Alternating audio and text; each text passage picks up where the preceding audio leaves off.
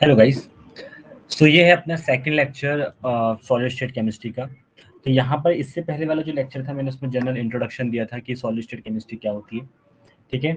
उसके बाद ये बताया था कि सॉलिड स्टेट केमिस्ट्री में जो सॉलिड है ये दो पार्ट्स का होता है, एक क्रिस्टलाइन सॉलिड, एक अमॉर्फस सॉलिड। तो आज हम देखने जा रहे हैं कि क्रिस्टलाइन सॉलिड और अमॉर्फस सॉलिड में डिफरेंस क्या है। सो पॉइंट ऑफ डिफरेंस की बात करेंगे तो सबसे पहला जो पॉइंट है वो है arrangement of their constituent particle. Arrangement of constituent particles का मतलब ये है कि अगर हम बात करें क्रिस्टलाइन सॉलिड की, अगर हम बात करते हैं क्रिस्टलाइन सॉलिड में, और दूसरा है अमॉर्फस सॉलिड। दो ही तरीके के सॉलिड होते हैं, क्रिस्टलाइन सॉलिड और दूसरा क्या होता है, अमॉर्फस सॉलिड। तो क्रिस्टलाइन सॉलिड में जो पार्टिकल का अरेंजमेंट होता है वो एक रेगुलर अरेंजमेंट होता है। पार्टिकल का जो अरेंजमेंट है वो कैसा होता है, बिल्कुल रेगुलर अरेंजमेंट होता है। हर पार्टिकल्स एक आइडेंटिकल डिस्टेंस पर प्रेजेंट होता है।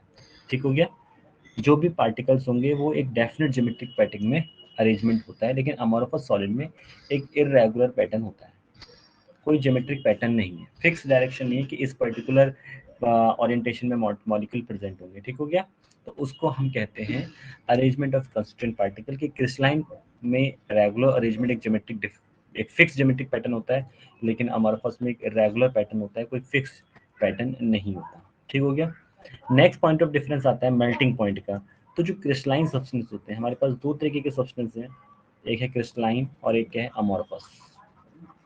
एक है क्रिस्टलाइन और दूसरा अमॉर्फस। अब क्रिस्टलाइन जो है वो एक रेगुलर पैटर्न से बना हुआ है, रेगुलर पैटर्न से बना हुआ है, एक फिक्स उसका ज्योमेट्रिक पैटर्न। तो शार्प मेल्टिंग पॉइंट होता है, शार्प मेल्टिंग पॉइंट होता है किसका, क्रिस्टलाइन सब्सटेंस का। लेकिन अगर उसकी जगह बात करी जाए अमॉर्फस सॉलिड की, तो इनका जो मेल्टिंग पॉइंट होता है, इनको अगर हम कहें मेल्ट, तो ये मेल्ट होते हैं, melt gradually, melt gradually over a range of temperature, over a range of temperature. मतलब जैसे कि अगर आपके पास कोई क्रिस्टलाइन सब्सटेंस है तो उसका फिक्स है कि ये इस पर्टिकुलर टेम्परेचर पे मेल्ट हो जाएगा।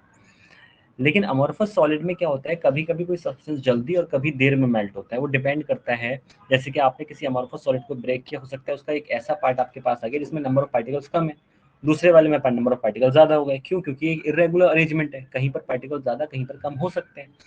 तो यहाँ पर ग्रेजुअली वो चीज़ मेल्ट होती है टेम्परेचर की अलग अलग रेंज पे। जैसे जैसे टेम्परेचर बढ़ाओगे तो मेल्ट बढ़ेगा।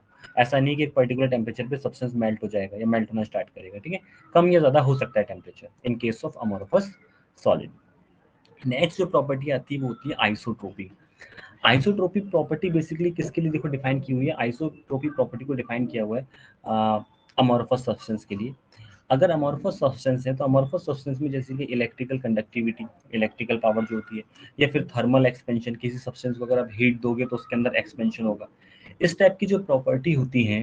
ठीक हो गया। ये सभी डायरेक्शन में सेम होती है, आइडेंटिकल इन ऑल डायरेक्शन। जैसे कि लिक्विड होता है ना, लिक्विड को अगर आप एक फ्लैट सरफेस पे छोड़ दो या गैस को अगर आप छोड़ दो तो गैस हर डायरेक्शन में फ्लो करेगी।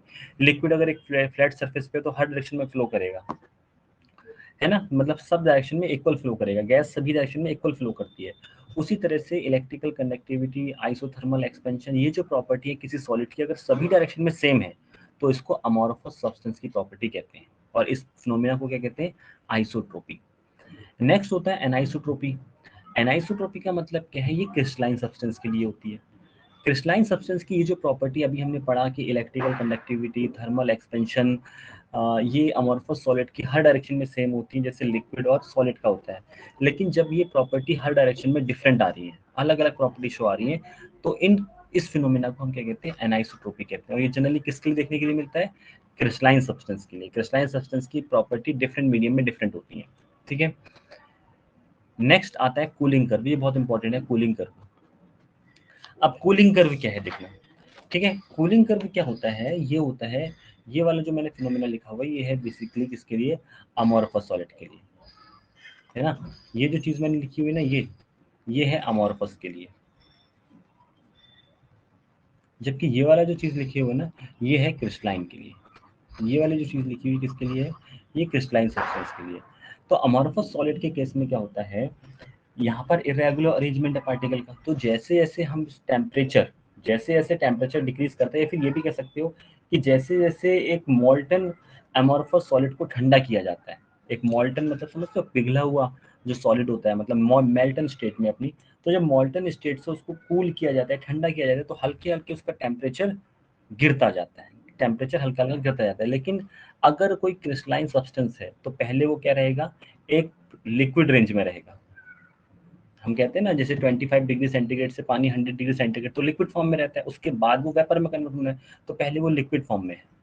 अगर कोई चीज़ बहुत ही ज़्यादा ठंडी है तो वो सॉलिड से सीधा किस में कन्वर्ट हो सकती है, लिक्विड में कन्वर्ट हो सकती है, तो इसको सब्लिमेशन पॉइंट कहते हैं। और जैसे 0 डिग्री सेंटीग्रेड से पानी फ्रीज होना स्टार्ट होता है तो उसके बाद टेम्परेचर कम होते करते जाओगे तो सॉलिड ही तो रहेगा वो। तो यहाँ पर बेसिकली एक डेफिनेट टेम्परेचर रेंज होती है कि इस पर्टिकुलर टेम्परेचर रेंज में सॉलिड सॉलिड ही रहेगा, लिक्विड लिक्विड ही रहेगा। एक पर्टिकुलर टेम्परेचर के बाद कि 0 डिग्री सेंटीग्रेड के बाद पानी फ्रीज होना स्टार्ट होता है ना। तो ये प्रॉपर्टीज होती है क्रिस्टलाइन सॉलिड में होती है। लेकिन अमॉर्फस सॉलिड में जैसे आप उसे कूल करना स्टार्ट करोगे टेम्परेचर सीधा गिरना स्टार्ट हो जाएगा। तो ये होता है कूलिंग कर्व। कूलिंग कर्व मतलब अमॉर्फस सॉलिड के केस में हमको स्मूथ कर्व मिलता है। यही पूछा जाता है कि स्मूथ कर्व क्या है। स्मूथ कूलिंग कर्व मिलता है हमें किसके केस में, अमॉर्फस सॉलिड के केस में। लेकिन जैसे ही हम जाते हैं क्रिस्टलाइन सॉल्ट के केस में तो हमें यहाँ पर जो कर्व मिलता है वो ब्रेकिंग कर्व मिलता है। कैसा कर्व मिलता है यहाँ पे, स्मूथ कर्व नहीं, ब्रेकिंग कर्व मिलता है। ठीक है, ये हर पॉइंट पे ब्रेक हो रहा है। तो this is all about difference between crystalline solid and amorphous solid. ठीक हो गया। सो इसके नेक्स्ट क्लासेस जो होगी उसमें मैं डिस्कस करूंगा कि अमॉर्फस सॉलिड के यूज़ क्या होते हैं और क्रिस्टलाइन सॉलिड की और क्या क्लासिफिकेशन हो सकते हैं, कहाँ हम उसको किस तरह से यूज़ करते हैं। ठीक है, then we will discuss about unit cell. Thank you, I hope so आपको ये लेक्चर समझ में आया होगा। Then share and